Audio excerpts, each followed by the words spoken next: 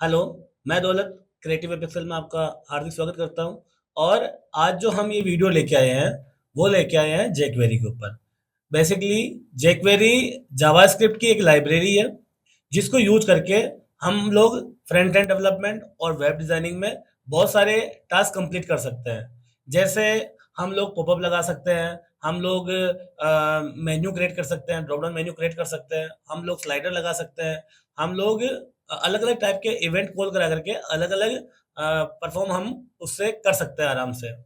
तो जो ये वीडियो है इसमें हम यही कवर करने वाले हैं कि किस तरह से जावास्क्रिप्ट की जो लाइब्रेरी है jQuery उसको इंस्टॉल किया जाता है और किस तरह से उसके फंक्शंस को हम लोग यूज कर सकते हैं, किस तरह से हम एक्शन परफॉर्म कर सकते हैं, किस तरह से हम इवेंट परफॉर्म कर सकते हैं, किस तरह से हम लोग जो jQuery है उसके कीवर्ड को यूज करके डिफरेंट डिफरेंट टाइप के टास्क को हम कंप्लीट कर सकते हैं। तो हम इस वीडियो के अंदर इतना ही कवर करने वाले हैं कि जावास्क्रिप्ट की लाइब्रेरी हमें कहाँ से लेनी चाहिए और इसको किस तरह से आपके जो वेब पेज है उसके अंदर हमें इसका इंटीग्रेट करना चाहिए।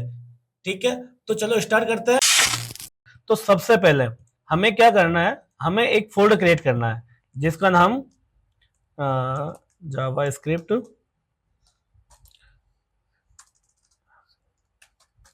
जावास्क्रिप्ट नाम दिया। और इस फोल्डर को हम लोग क्या करेंगे, हम लोग है ना हमारे वीएस कोड में ओपन करेंगे इसको। ठीक है, ये फोल्डर ओपन किया हमने और डेस्कटॉप पे हमारा फोल्डर है। ठीक है, ये जावास्क्रिप्ट को हमने सेलेक्ट कर लिया, ये हमारा फोल्डर आ गया। अब इसके अंदर हम लोग एक नया पेज index.html नाम से बना लेंगे, index.html। ठीक है, इसके अंदर हमारा जो बेसिक स्ट्रक्चर है वो हम कर लेंगे। हमने टाइटल डाल दिया आज jQuery फर्स्ट वीडियो, यह हमने लगा दिया। और अब जो भी हम काम करेंगे वो हम टोटल बॉडी के अंदर करने वाले हैं। हम लोग आज इसके थ्रू ये देखने वाले हैं कि jQuery की जो लाइब्रेरी है, जावास्क्रिप्ट की जो लाइब्रेरी jQuery है उसको हम लोग किस तरह से कहाँ से लिंक लेवें और कहाँ पे हम लोग लिंक को ऐड करना है। तो हम लोग हमारे सबसे पहले यहाँ पे गए, यहाँ से हमने गूगल में जा करके हमने jQuery कुछ भी ले लो, जैसे हमने W3 से, क्योंकि हम लोग आगे है ना यहीं से आपको सिखाने वाले हैं jQuery को, तो हमें लिंक भी यहीं से मिल जाएगा आराम से। हम लोग 1 to 1 स्टेप टोटल कवर करने वाले हैं। सबसे पहले हमें क्या करना है, jQuery का लिंक लगाना है अपनी वेबसाइट पे। ये देखो, ठीक है, ये jQuery का लिंक को हम लिया। अच्छा, इस jQuery के लिंक को हमें फुटर में पेस्ट करना होता है। फुटर में इसलिए पेस्ट करना होता है क्योंकि जो सबसे पहले जब हम पेज को लोड करते हैं तो सबसे पहले हमारी CSS लोड होनी चाहिए। अगर CSS लोड नहीं होगी तो हमारे पेज का UI पूरा का पूरा खराब रहेगा। ठीक है, सबसे पहले CSS, फिर HTML और फिर जावास्क्रिप्ट। अगर जावास्क्रिप्ट को कोई फंक्शन नहीं मिलेगा, कोई जो उसके ऊपर कीवर्ड सॉरी की एक्सेस होने वाली है वो अगर नहीं मिलेगी तो जावास्क्रिप्ट, अगर ये सॉरी हम लोग जावास्क्रिप्ट की लाइब्रेरी है उसको फुटर में क्यों कॉल करवाते हैं, इसके पीछे का रीजन ये है कि अगर कि HTML को जावास्क्रिप्ट के फंक्शन नहीं मिलेंगे, ठीक है, सबसे पहले फंक्शन लोड हो जाएंगे, उसके बाद अगर आपका HTML लोड होगा तो क्या होगा, परफॉर्म प्रॉपर नहीं कर पाएगा। हमें जो इसके लाइब्रेरी है उसको फुटर में ही कॉल करवाना है ताकि सबसे पहले आपकी HTML कॉल हो, HTML के बाद में जावास्क्रिप्ट कॉल हो। यह हमने इसको कॉल करवा दिया है।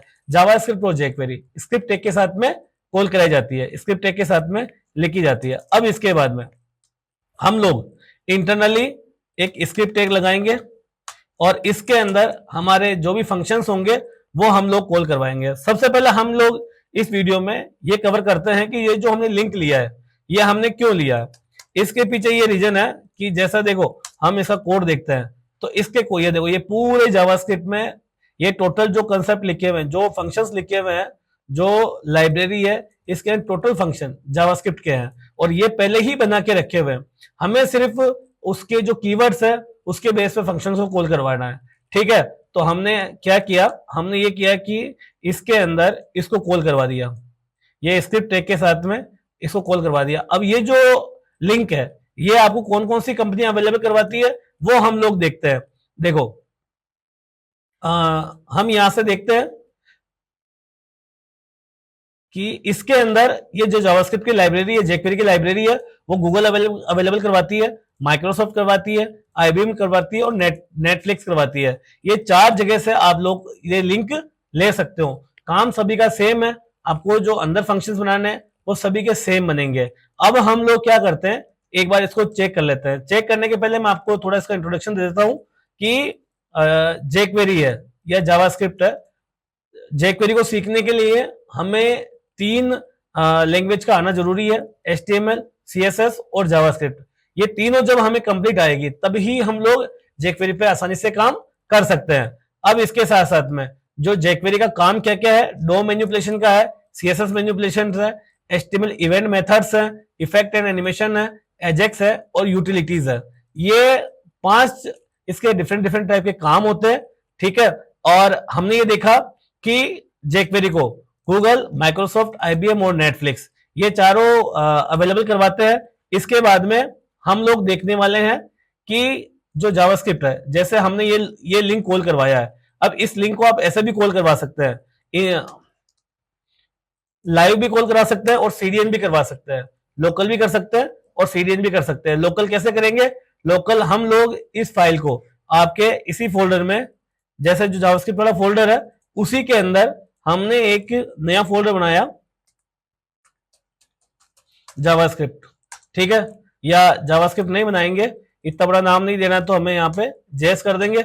और ये जो एचटीएमएल लगा, ये जो जावास्क्रिप्ट का कोड है, सॉरी जेक्वेरी कोड है, इसको हम लोग हमारे फोल्डर के अंदर सेव कर लेंगे। कर लिया, और इसके बाद में इस फाइल को हम लोग लोकल पाथ दे देंगे, जैसे जेएस और जेक्वेरी। देखो तो भी यही काम होगा। और लाइव अगर यूआरएल देते हैं, सीरियन कनेक्शन देते हैं, तो भी वो का वही होगा। डिफरेंस क्या है कि अगर आप लोकल लगाते हैं और अगर जेक्वेरी में कभी भी वर्जन अपडेट आता है तो वो वर्जन आपका इसमें इन्वॉल्व नहीं हो पाएगा। वो वर्जन आपका क्या होगा कि लोकल पे अगर आप लाइव यूआरएल लगाते हैं तो जब भी वहां पे वर्जन अपडेट होगा तो वो आपकी जावास्क्रिप्ट की जो फाइल है वो आपके लोकल सिस्टम से एक्सेस नहीं हो रही है, वो कहां से हो रही है, उसके सर्वर से हो रही है, जेक्वेरी के सर्वर से हो रही है। तो वो हमेशा अपग्रेड रहेगा। ठीक है, तो मेरा एक्सपीरियंस है उसके हिसाब से क्या होना चाहिए, अगर आपको जब तक आप डेव इन्वायरमेंट में काम कर रहे हैं, जब आप डिप्लॉय डेवलपमेंट कर रहे हैं किसी वेबसाइट का, किसी भी प्रोजेक्ट का, तब तो आप लोकल लगा सकते हैं। और जब आपका डेवलपमेंट कंप्लीट हो जाए कि अब ये लाइव मोड पे जाने वाला है, तब आप उसको लाइव यूआरएल लगा सकते हैं। ठीक है, तो अभी के लिए मैंने इसको लोकल पे लगा करके देख रहे हैं हम। ठीक है, अब इसके बाद में ये देखो, सीडीएन भी लगा सकते हो। सीडीएन का मतलब है कंटेंट डिलीवरी नेटवर्क। ठीक है, और लोकल का पता ही आपको कि अपने लोकल में एक फोल्डर बनाया और वहीं से उस जेक्वेरी के लिंक को एक्सेस कर लिया। अब इसके बाद में हम एक इसको एक बार चेक करेंगे कि क्या मेरी जावास्क्रिप्ट कॉल हुई या नहीं हुई है। तो इसके लिए एक छोटा सा फंक्शन है, वो हम लगा के चेक कर लेते हैं। देखो, हमने ये फंक्शन, ठीक है, जो हमारा नेक्स्ट वीडियो रहेगा, सेकेंड वीडियो, उसके अंदर हम इस फंक्शंस को कैसे बनाते हैं, हम उस वीडियो में इस फंक्शन को बनाना सीखेंगे और साथ साथ में इसका प्रैक्टिकल करना भी सीखेंगे। अब हम लोग क्या करेंगे, यहाँ पे एक अलर्ट लगा देते हैं, अलर्ट। ठीक है, ये लगा दिया और यहाँ पे हमने डाला हेलो। ठीक है, अगर ये फंक्शन चल जाएगा तो आपका एक हेलो हेलो अलर्ट आ जाएगा।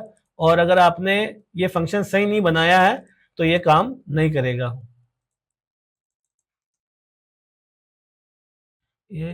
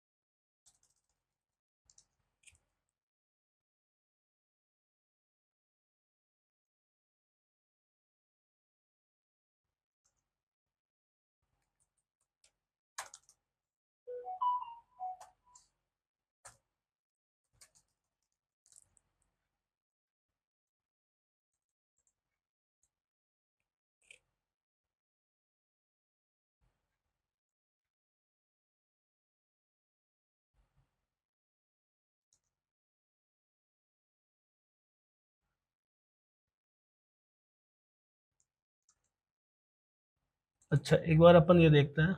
देखो मेरी जावास्क्रिप्ट में कोई फाइल ही कॉल नहीं हुई है, तो ये यहाँ पे थोड़ी प्रॉब्लम हो गई कि हमने फाइल को सही जगह लिंक नहीं किया है। तो हम एक बार इसको दोबारा से देखते हैं। कंट्रोल एस किया।